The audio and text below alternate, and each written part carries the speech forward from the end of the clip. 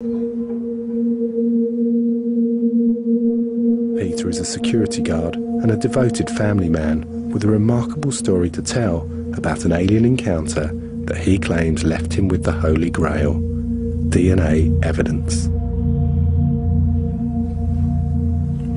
What happened in 1992 was something you don't expect. And I've never had an experience or heard of experiences that have happened during the day. And this is 7:15 in the morning. I'm lying there and I feel like something jumped on the bed like a cat. As I sit up, I see sitting, straddling me, a naked blonde female, and sitting on the corner of the bed. So say I'm lying here on the bed, she's straddling me there, and right on the corner here is another female. The one that was sitting on top of me was blonde, very milky white skin, very, very attractive, but at the same time, longer face, a long nose, but it wasn't a big nose again, it was just like, it fitted their features very well, larger eyes, very well proportioned, I mean, I've got to say, and I'm thinking, what the hell is going on here? How did you get in here? And as I'm thinking this, I sit up, and as I sit up, she's cupped the back of my head with both her hands and pulled me to her breast, left breast, and pushed my face into it. My defense mechanism, whatever you want to call it, and it's so out of thing with me, I took a little bite, a nip, and I felt flesh, in my mouth. I didn't taste blood or anything, but I felt this bit of flesh in my mouth. I thought it was a bit of a nipple maybe. And as it hit the back of my throat, it was like you poured acid down the back of my throat, just this really bad chemical reaction. I started coughing, very heavy coughing, and as I've looked down and coughed, I've looked up and I saw them looking at each other, and I picked up what they were saying. They weren't speaking, but it was telepathic communication again. It was, he's done this wrong, something's gone wrong, this isn't the way it's supposed to be, he's done this wrong. And I'm like, what the heck, what are you going on about? I could pick on it, I could hear it.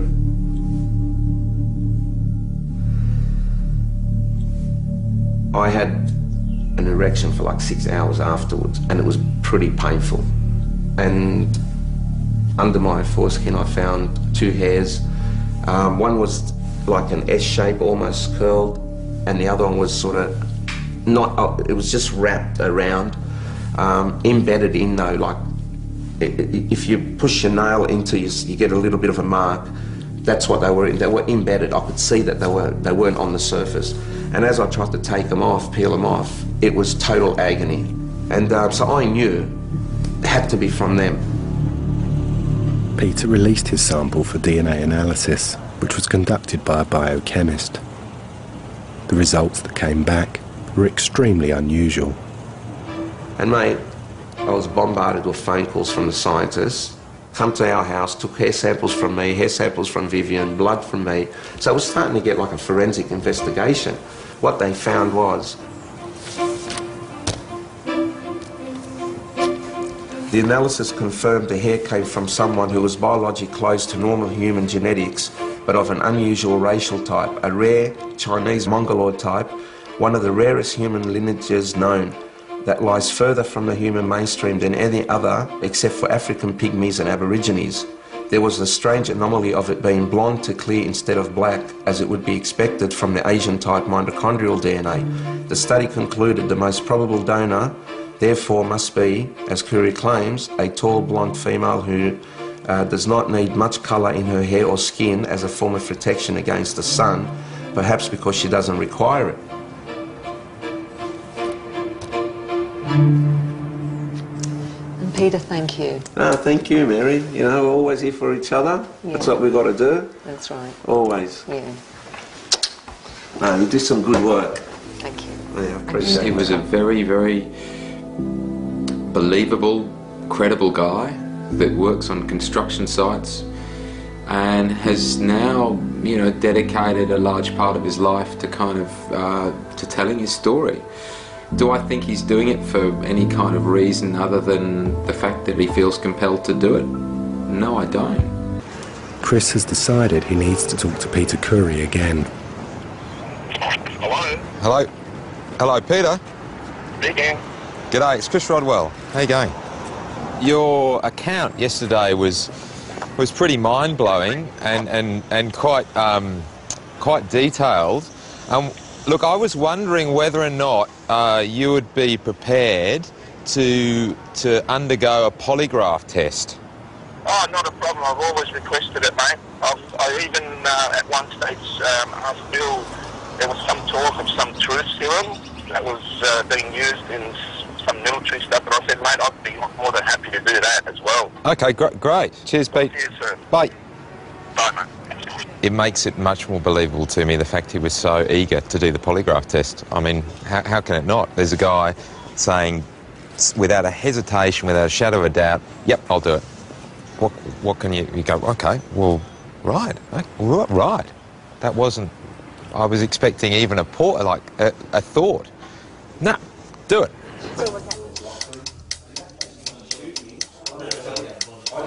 Whilst the polygraph test is conducted, the room must be cleared. So Mary and Chris have to wait outside until Gavin is finished. It's going to be fascinating. He wants to get an answer, and he really is very interested in doing it. So that's going to be a fitting finale, I think. Really, if he passes that, what can you say?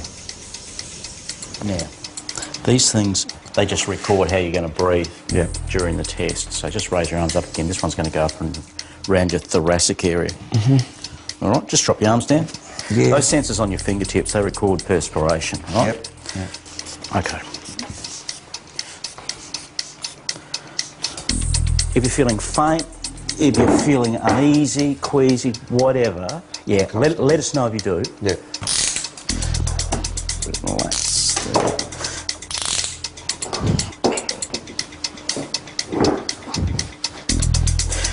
Okay, Peter, the test is about to begin. I'm now going to get you to close your eyes for me. Keep your feet flat on the floor.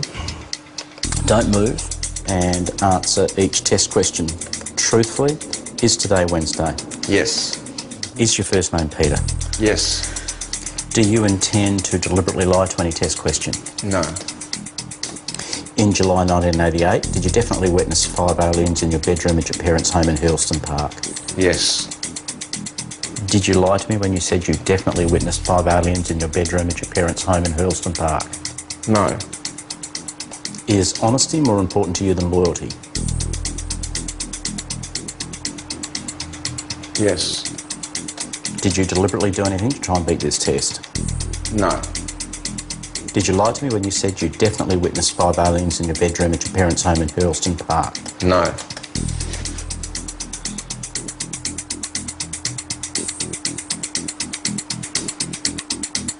Okay, test is now over. Just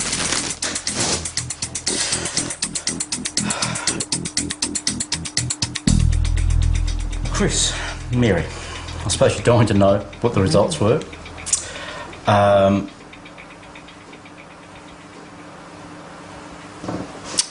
Peter passed the test.